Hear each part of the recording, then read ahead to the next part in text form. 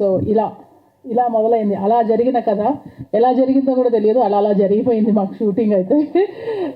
దీనికి పర్టికులర్గా అంటే ఈ particular special officer, police officer రోల్కి నాకు అప్రోచ్ అయింది చిత్రం scene.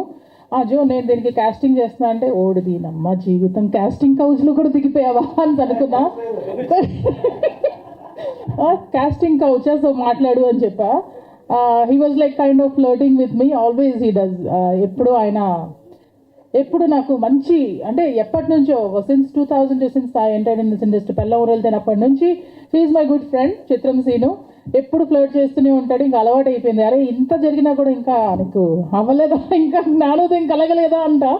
But he's such a sweetheart. కానీ నాకు ఒకరోజు ఫోన్ చేసి, జో ఇలా ఒక మంచి క్యారెక్టర్ ఉంది చెయ్యాలి అంటే, సరేరా చేస్తాను అంటే, ఒక రగ్గడ్ పోలీస్ ఆఫీసర్ అంటే సరే చేస్తాను అని చెప్పాను.